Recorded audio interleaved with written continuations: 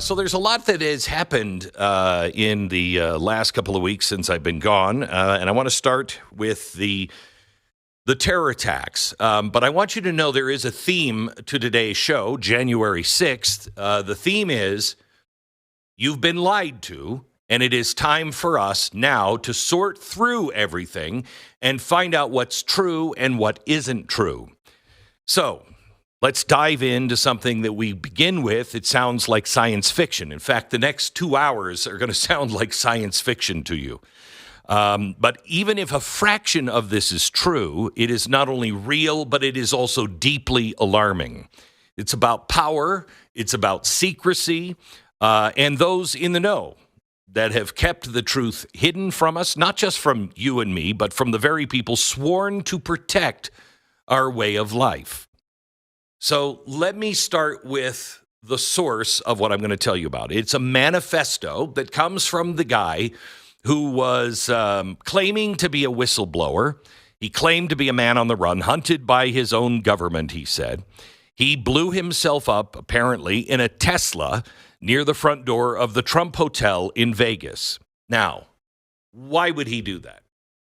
He said because the government has been lying to us. I'm not going to give you the guy's name because I don't want to make him famous. And we usually don't read manifestos on the air, and I'm going to give you the summary of it. But if any of this is true, it needs to be released. We need to stand up and say, we need to know the truth on this. Because if what he's saying is accurate, it changes everything. Now, if you read the manifesto, he talks about gravitic propulsion systems. What is that? It's not your average stealth fighter or next-gen drone. We're talking about aircraft that allegedly manipulate gravity itself. Gravity. It manipulates it to achieve flight. It's a concept that defies all current physics, but it's not without precedent in speculative science. Now, what this means is no combustion engine, no jet fuel, no sound barrier, just seamless, silent motion at unimaginable speeds.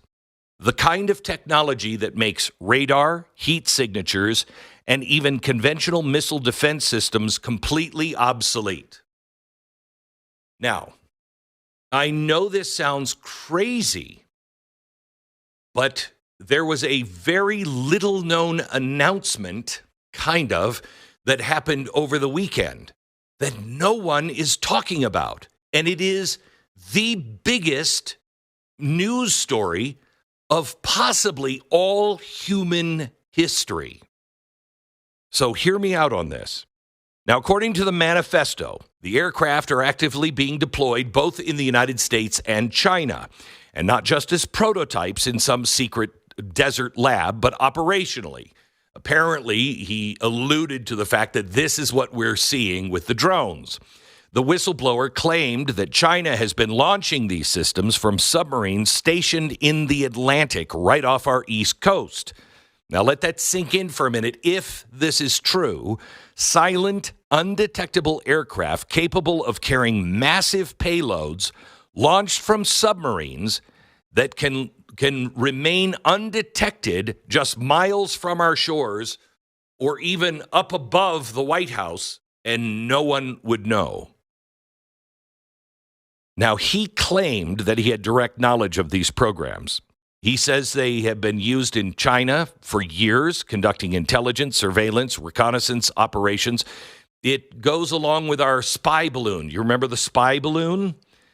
He says these gravitic systems are integrated with that same network, and they form a system of surveillance that is so advanced, he says, it makes our current intelligence look like carrier pigeons.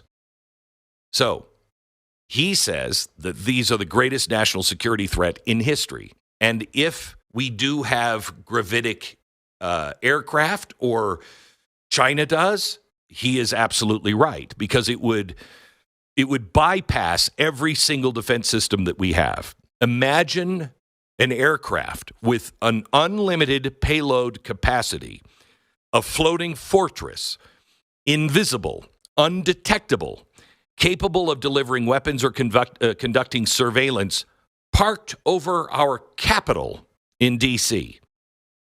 That would be checkmate if it was true.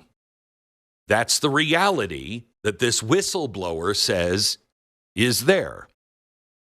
But it also, in the manifesto, he dives into the past, into what he says is a dark chapter of the U.S. military history. He alleges involvement in war crimes during airstrikes in Nimruz province in Afghanistan in 2019. According to him, 125 buildings were targeted, 65 struck, resulted in hundreds of civilian deaths in a single day. Now, he says that the strikes continued even after civilians were spotted knowingly and deliberately. He calls it a cover-up. However, we do know that the United Nations invested. This event did happen, and an investigation happened with the United Nations.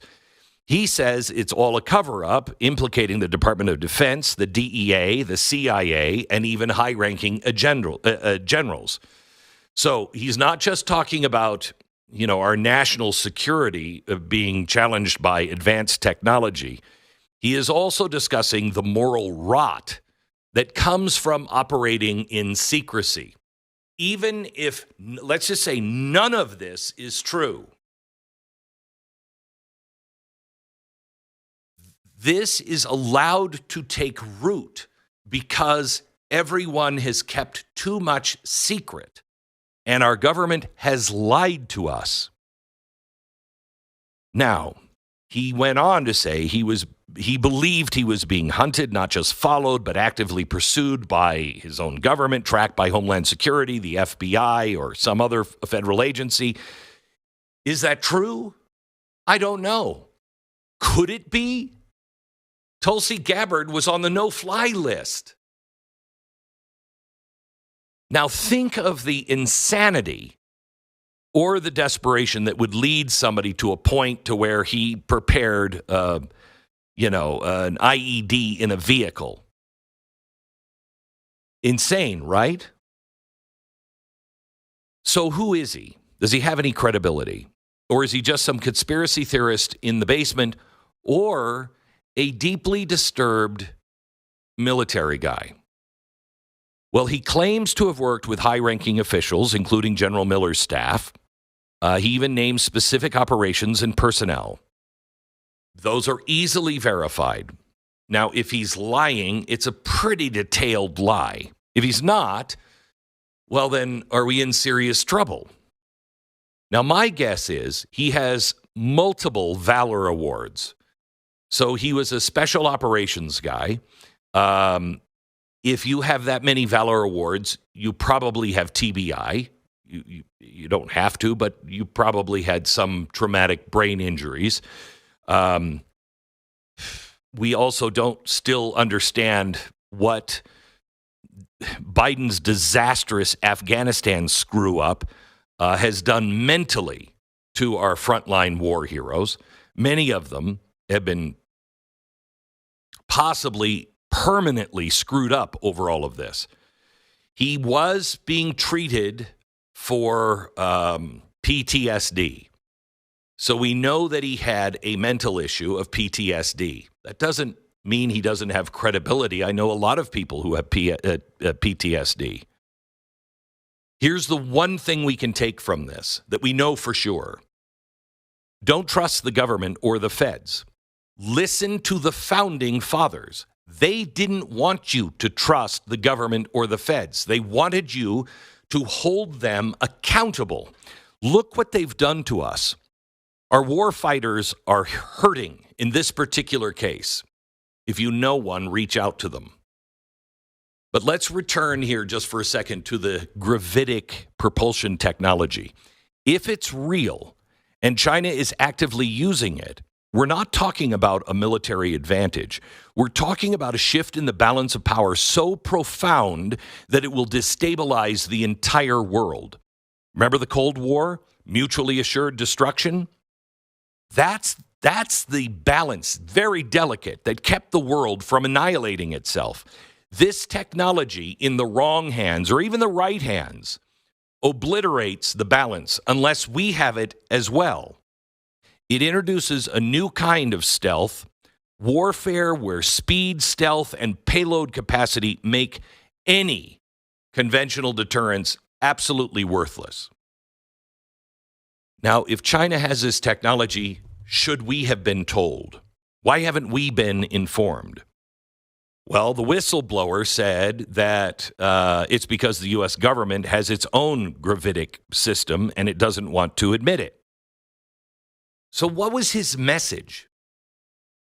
His plea, which I don't ever go into manifests and uphold somebody, and I'm not upholding him and his message and saying that his message is true, except for this part.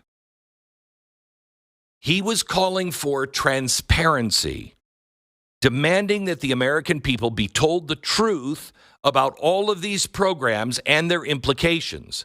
He said that secrecy only increases the risk of catastrophic conflict, one that could escalate into global war.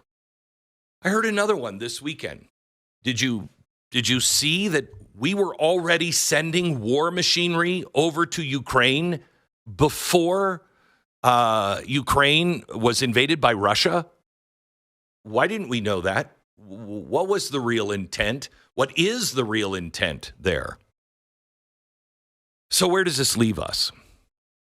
Well, sunlight is the best disinfectant, and sunlight is coming with Donald Trump. If these technologies exist, if they're being deployed over our cities, we need to know it. Secrecy breeds corruption. Corruption leads to decisions that harm us all. This is nothing more than a wake-up call. It's a warning about the unchecked power, the risks of advanced technology, the moral cost of operating in the shadows. Whether you believe any of it or none of it, the core truth remains. We must demand accountability, transparency, and a return to the principles that made this country great. The stakes couldn't be higher. God intervened. I really, truly believe this in the last election. Now it's up to us.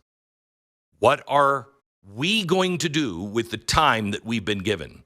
This is the time to turn the corner and ask the hard questions and hold our leaders accountable. Let's pray that the whistleblower was wrong. But let's prepare to help this new Trump administration keep its promises. He's going to need us, very vocal, to demand answers. You want answers to this? You have to be vocal, you have to be serious, and we have to be heard.